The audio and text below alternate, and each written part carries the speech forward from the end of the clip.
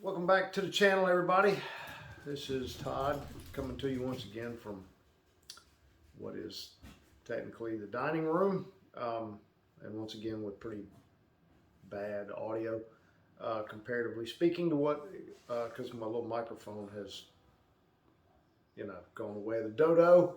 Well, actually, it's the port plug that what you plug it into on my new fangled smarty phone. So I'm just using the mic that's built into the phone. It works well enough for what I do, but I got, 41 subscribers. So whoever says subscribed since the last video I did, I appreciate that. Maybe by this time next year, I can make it to 100. Wouldn't that be nifty? If I just had some tips on how to, get the word out or get some interest in the channel. I do have some new things coming soon. I've been working on the wet bar, which is immediately to my left over there.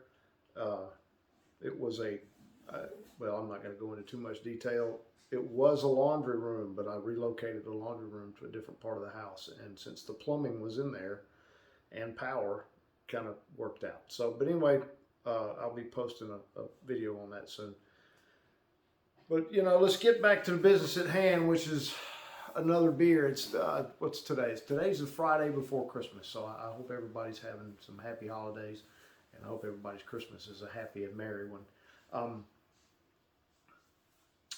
May or may not get this thing edited, which for me, there's very little editing to do because I'm not very smart and I'm not very good at it. So I try to do everything really, where I just kind of trim it up, and that's that. So maybe Monday, this will make it up, which will be, I guess the day after Christmas. How about that? So moving right along, today's review is Brother Joseph's Double Ale from, I'm sorry, it's a Belgian style ale from Straight to Ale in Huntsville, Alabama. Brother Joseph, he's not a handsome man, but I'm familiar with this beer. To be honest, something's happened. Either I lost some reviews, in cleaning up the laptop and whatnot, or I never uploaded them to the laptop and then deleted them off my phone at some point. I don't know. There was a period when I was really was recording a lot, and I would have several on the phone and in the laptop that I was working on, getting out. But so there's a few that I know I did that I don't know where they went. I would have bet you dollars to donuts that this was one of them. I mean, good money over bad that I had done this beer. I can't find the review anywhere, so guess what? We're gonna do it again. But the upside to that is, being that it's a Friday night here at the Outpost. Tomorrow's Christmas Eve, and we're gonna go up and visit the in-laws later in the day. I don't have a damn thing to do tomorrow, so reviewing a beer this is really a good time to sit down and do it. And I know I like it, and given that little tidbit of information, might have another. So, moving right along, these Belgian doubles, I'm a big fan of them, and I don't know why I continuously overlook them when I go to the store. I'm always, particularly this time of year, when this is stout and porter weather, and doubles are really, a good substitute for that. They're bigger and bolder and heavy, sweeter, not IPA-like by any stretch. They generally have a very mild hop note, really malt forward,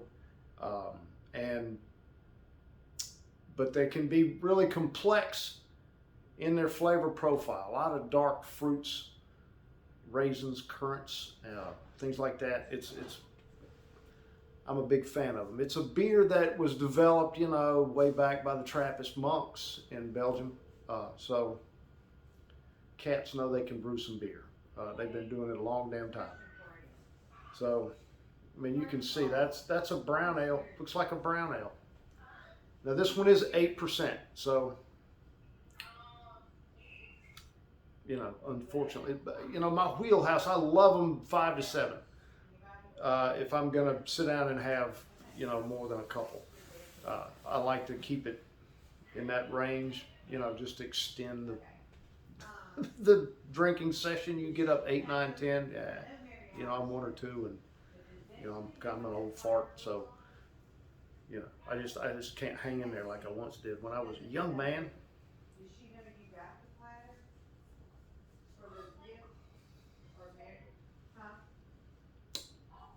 I'm gonna tell you right now, I mean, I'm well familiar with this beer. It's just fantastic. I love Abbeys, and I love doubles and triples. Triples I don't know, that confuses me, to be honest with you, because triples can be a lot lighter in color. But that particular double, it's just really good. I mean, it's like shortbread cookies, malted milk balls. There's raisins and apple. It's just a lot. There's a lot going on in that glass. And they've got it hopped. It's lightly hopped. So all of the hop is on the finish, and that's really good for a beer this malt forward, because it kind of cuts a lot of that sweetness on with the finish. So when you put the glass down, you're not just sitting there with a lot of that cloyingly sweet, malty business. It just kind of cleanses the palate, as it were, without. One thing I hate doing when I do these little things is I don't want to come off, pretentious and futzy.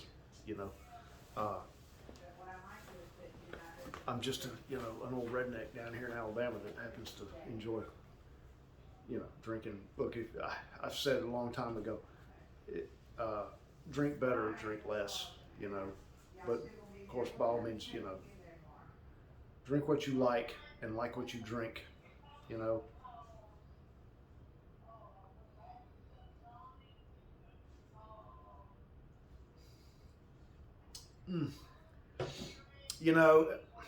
God, that's just good. It's odd. There's a little honey and pepper. That's the thing about these traditional Abbeys. They're busy. I mean, it's a lot. This one's 8%, and it is a little boozy. To be 8%, usually you get over the 9 to 10 is when things start getting a little boozy. But you can pick up the alcohol on it. It's not overpowering or anything.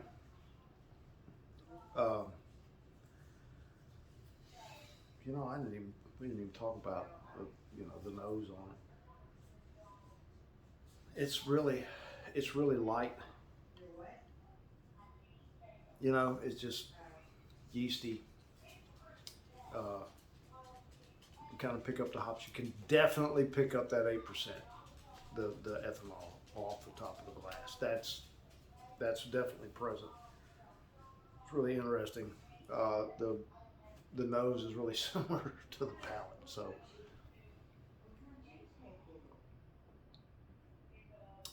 I could drink a bunch of that, but let me rephrase that. I'd like to drink a bunch of that. I know my limits these days.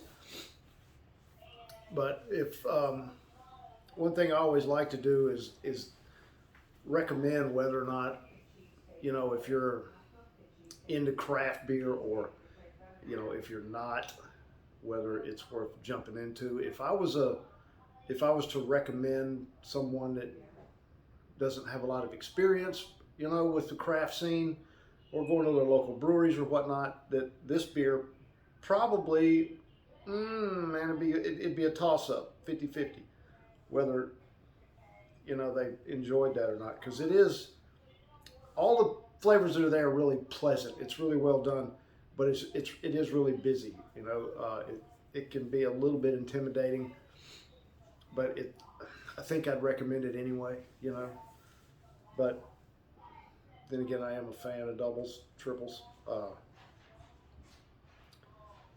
So, you know, what else am I going to say about it? You know, at the end of it all, it's still just a can of beer. So I'm just going to go ahead and wrap it up.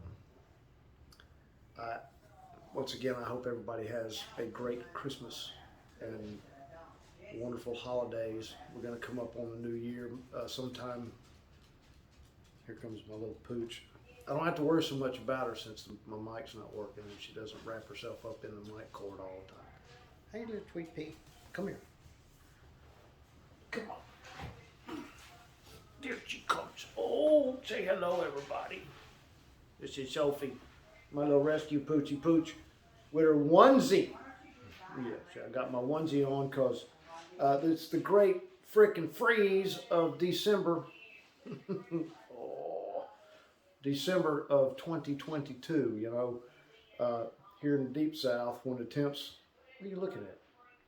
When the temps don't get much above, I know, you sweet little. When the temps barely reach above freezing for 3 days, it's bad scene down here in the deep south. I mean, you folks, you know, up in the northern part of the U.S. are laughing at us, but, you know, it is what it is, you know. So now that we've made that little diversion here at the end of the video, everybody, please, especially this time of year, enjoy your adult malty beverages responsibly.